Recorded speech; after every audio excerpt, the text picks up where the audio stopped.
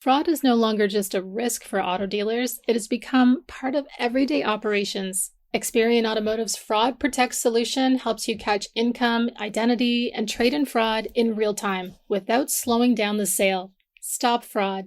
Keep deals moving. Experian Automotive's Fraud Protect. Welcome to Daily Drive for Friday, May 22nd, 2026. I'm Kellen Walker in Las Vegas. Today on the show, Ram jumps into the compact pickup ring against the Maverick. Stellantis sees opportunities for its idled Brampton plant. And Toyota, Lexus, and Mazda are cutting off brokered deals in New Jersey. Plus, the Iran war is creating a growing shortage of motor oil, and it's hitting dealerships and service centers hard. There's only X amount right now in the world, and we're all grabbing it, and we're all paying stupid price for it to have it, which means that our customers is going to have to pay stupid price, which means our consumers are going to have to pay stupid price. Let's run through all the news you need to know to keep up in the auto industry. Ram is bringing a Maverick fighter to the U.S. market starting in 2028. The compact pickup will be based on the Ram Rampage sold in South America. It will be Ram's third pickup line in the U.S., alongside the full-size Ram and a planned mid-size model also expected in 2028. The move puts Ram head-to-head with Ford's Maverick, which has been a hit since it launched in 2021, with sales topping 150,000 last year. It's all part of a bigger plan to grow Ram's North America sales 60% by 2030 and make it Stellantis' top-selling brand. With that, and all of the other new products coming from Stellantis in the near future, the automaker says there are meaningful potential opportunities for its idled Brampton assembly plant in Ontario. The Toronto area plant has been sitting idle since 2023, after Stellantis halted a retooling project and moved the Jeep Compass program to Illinois instead. Vito Beato, president of Unifor 1285, says the new product slate is a positive sign, but the union needs answers on what will actually be built in Brampton. And the financial service arms of Toyota, Lexus, and Mazda are cutting off lease and retail contracts that involve brokered deals in New Jersey. The reason? A March memo from the New Jersey Motor Vehicle Commission reminding dealers they're not supposed to be arranging brokered deals in the state in the first place. Toyota and Lexus's new policy took effect May 20th. Mazda's kicks in June 2nd. It's the latest battle between some New Jersey dealers and brokers, fighting over sales and market share. And those are today's headlines. You can find more details on all those stories at autonews.com. We're still sorting through all the news from Stellantis' Investor Day on Thursday. Our own Vince Bond Jr. is here to help us out with that. Vince, welcome back to Daily Drive. Thank you. You had a very busy day yesterday and still plenty of work to follow up on all of it. You got to see some of these future products. What were your impressions? Yeah. So Stellantis really pulled back the curtain for us and just let us see what's coming over the next, 4 years or so. I was actually surprised. I asked the spokesperson, like, is this even on the record? Giving us so much future info. So, but yeah, they pulled back the curtain. We got a chance to see the Copperhead. So the Copperhead is like I would call it like a successor to the Viper. It's a sporty coupe. It has like a huge spoiler like the Viper ACR had back in the day. So this thing is geared towards, high speed. They didn't give us any detail on it, but it looks, mean and ready for a track. And so that was a big surprise yesterday. They showed us something called the Wrangler Scrambler. So it's sort of almost like a mix between the Wrangler and the Gladiator. It's based on an old model, from about 40 years ago. It's like a compact pickup sort of, design. But yeah, that thing is going to have an SRT variant in it. They showed us the redesign on the Gladiator that's also on the way. That has like an old school front end they're going to put on there. It's going to get the 392 Hemi at some point in the next couple of years. So that's going to be a big power surge for the Gladiator. And then they also showed us some Chrysler products. So two of these models are going to be based on Fiat products. And they're going to basically just, badge engineer them, change the front ends a little bit, but it's basically the same product that they're going to have in, let's say, Europe. They're going to bring that to the U.S. And so those two Chryslers are going to start under $30,000. And then there's a third Chrysler crossover coming that they showed us is more of a midsize. And that's going to be based on their new Stella One platform, a global platform. And so we got a chance to see a lot of stuff, a lot of redesigns. The Durango, I wasn't a fan of the redesign on that one. The front end is a little quirky looking, maybe because the Durango hasn't been redesigned in so long that it's just jarring to see that. But yeah, they just really they put out all the stops yesterday, man, and showed us everything that's coming. So Vince, with all this new future products, were there any EVs, any hybrid powertrains, or was everything just gas-powered V8s, Hemis, monster engines? And I assume the Copperhead might get a V10 like the old school Viper, right? So they were a little, they didn't share a lot of details on powertrains, but obviously with the Wrangler Scrambler, they said it's going to have a SRT variant. So you can guess that's going to be a V8. Yeah, it was all pretty much gas from what I could tell. Yeah. Cool. And then do you think this is the product turnaround that Stellantis dealers have been waiting for? I think so. I mean, you go from the, they have the Ram 1500 Rumblebee, the muscle trucks we're going to get into. We'll start seeing those later this year and early next year. The top level for that one is going to be 777 horsepower, with the Hellcat engine. We had a chance to see it on a track a couple of days ago, and it was out there howling. It's a monster. And so the Rumblebee pickup is going to be a huge addition to the lineup. There's so much stuff coming. The midsize pickup that's on the way. They're going to bring a compact pickup from South America called a Rampage. So that's going to come to the U.S. and compete with the Ford Maverick. And so they have everything covered from, pickups, SUVs, affordable products under $30,000. And then the top end stuff like, the Scrambler and even the Copperhead. So, yeah, so whatever you want, they have it coming. Sounds like they're checking off all the boxes. Vince Bond Jr., thank you so much for joining me. No, thank you. Coming up, how the Iran war is creating a motor oil shortage. That's next on Daily Drive. Robotaxis are moving from novelty to reality. And this week on Shift, we're digging into what it takes to scale them safely. Neuro COO Andrew Chapin talks about the company's partnership with Uber and Lucid, a plan that could put more than 20,000 Lucid Neuro robotaxis on the road, starting in the Bay Area. We are really trying to achieve a superhuman safety bar over the long term. That is the expectation of the public. Chapin also explains why he doesn't buy the idea that there will be a huge number of commoditized autonomous vehicle providers, and where he sees Neuro taking the biggest risks in making robotaxis truly ubiquitous. Join us for Shift, available this Sunday wherever you get your podcasts. Fraud is no longer just a risk for auto dealers. It has become part of everyday operations. According to Experian Automotive, nearly 9 out of 10 dealers say fraud is a top concern, and 70% say it's on the rise. We're talking about real deals slipping through, costing dealerships $10,000, even $20,000 per incident. And it's not just one type of fraud. You've got forged income documents, fabricated salaries, synthetic identities, even trade-in scams. The worst part? Catching fraud often slows everything down, adding friction to deals and frustrating legitimate customers. That's where Experian Automotive's Fraud Protect solution comes in. It's designed specifically for dealers, helping you quickly detect income, identity, and trade-in ownership before it hits your bottom line. No guesswork, no unnecessary delays, just faster, more consistent verification so you can protect your profits while keeping the buying experience smooth. Because the goal isn't just to stop fraud, it's to keep good deals moving. Experian Automotive's Fraud Protect. No more. Risk less. Sell smarter. Welcome back to Daily Drive. I'm Kellen Walker. The Iran war has everyone talking about gas prices, but there's another shortage that's arrived, and it's getting worse every day.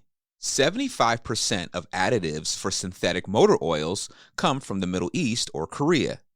And with 3 major plants in the region shut down, the supply is dwindling fast. Arnold Gasita is president of Petra Automotive Products, He spoke with Automotive News senior retail editor Dan Shine about how the shortage is affecting dealerships, service centers, and even vehicle manufacturing. Arnold, thanks so much for joining me on Daily Drive. Thank you, Dan. Appreciate you letting me be on. We talk about the war in Iran and everyone talks about gas prices and rising gas prices here, but there is another shortage that is on the horizon, maybe it's even arrived, and that's with motor oil. Tell me a little bit about that.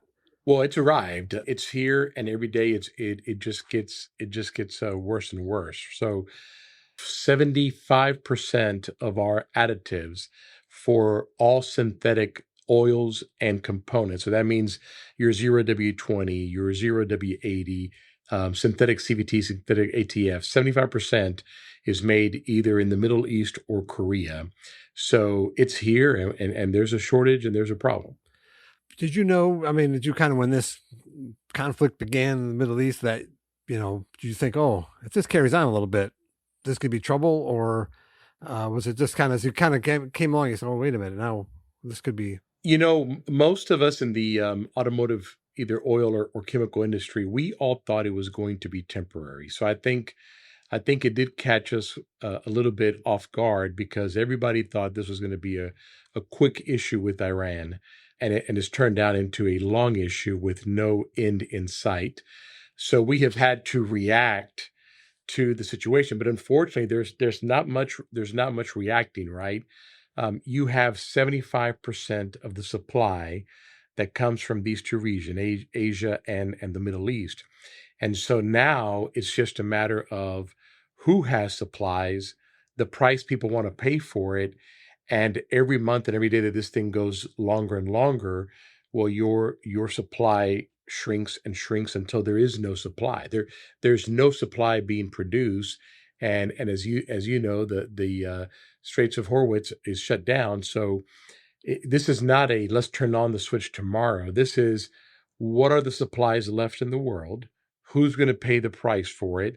And then every day that supply increases in price and shortens in the availability of it, and then we end up out. So I know Petra manufactures a lot of their products in Houston, in Texas, but this is just something that you still need a supply from the Middle East or from Asia in order to make some of your products. Yeah, that's correct. It's all of us, whether it's Shell or Valvoline or whoever. Anything that's synthetic, which is a group 3 or group 4, predominantly group 3 product, is made in Korea or the Middle East.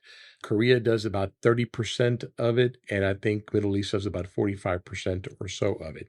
So it doesn't matter what company it is. If you're dealing with oil and synthetics, we're all buying it from over there. And there's 3 main plants in the Middle East that are shut down today. They're not producing it and they're stuck. And so, in the industry today, we look at it that if the problem was to be solved tomorrow, it would be second quarter of 2027 before we get this back to normal. Yeah. Wow. And as you sit there today, how is your supply? Are you sitting on a king's ransom, and if you have supply, are people trying to come in and get? Well, so I think, yes. Yes and no, because what has happened is anybody that has supplies or realized what was going on started buying ahead, right? So we bought months and months and months of inventory. But as that inventory worldwide shrinks, you might have bought 6 months worth of additives that are now selling in 30 days, right? Because everybody's out. I can show you countless of emails from OEs and dealerships saying, hey, I am out of this. My supplier doesn't have it. Do you have this?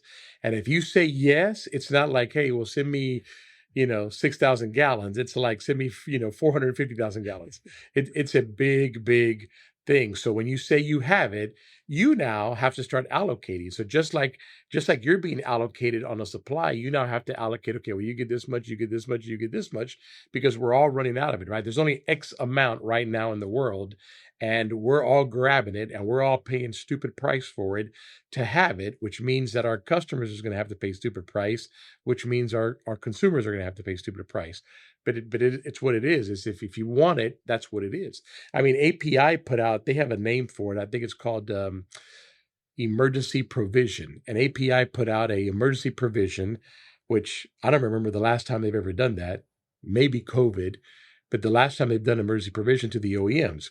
What that means is, okay, Mr. OEM, you're requiring 0 W20 in the vehicles. We're going to run out. What's your backup plan? And will you accept 10 W30? And I'm just making that number right. But 0 W20 is on the list of running out. This is one of the oils that is going to run out. So OEMs, can we use an alternative? Can we use Group 2 instead of Group 3 to make that oil, and will you accept it and not void the warranty? I mean, API literally has issued an emergency statement. But the problem is that it just trickles down, right? So Group 2 is now being reassigned to produce diesel fuel because there's obviously a bigger demand for diesel fuel with a bigger margin, right? We need transportation. We need to be able to move things across the world. So, Dan, it's little by little trickling to be quite a bit of a mess. I wouldn't say it's as bad as COVID yet because COVID affected so many different things. But I will tell you that in the oil and chemical world, it's a big thing, probably just as bad as COVID. Wow. And you've been in the business a long time. 34 years. I had hair. And this impacts everybody. I mean, from your dealership group to your independent repair shops, your quick lubes, everybody. Correct. Anybody that buys oil, so your first, and lubricants, right? So your first gauge of this was gasoline prices, right? Now it's going to be oil prices. The next thing is shortage of, right? So you're going to go get an oil change and they're going to say, we don't have 0 W20. Can we put 5 W20? Or we don't have this and can we do that? Your car may need transmission fluid. And that fluid, all the vehicles today require synthetic fluid, is not available. It will eventually affect the manufacturing, right? So the manufacturers will not be able to produce the vehicle because they can't put transmission fluid in the transmission, right? Almost like the chip thing back in COVID. Yeah. So you can make the car, but we're going to sit it there because we got no transmission fluid to put into it. Eventually, all of these supplies go away, and you end up in a situation unless they do something alternative like API is requesting. But even then, the supply, unless this war ends, and again, if it ended today, we're still 9 months out to fixing the problem at this point. Yeah, it's crazy. I mean, it takes a long time to unwind and get the supply chain. Well, it does, and it takes a long time to get to the consumer, and then away from the consumer, right?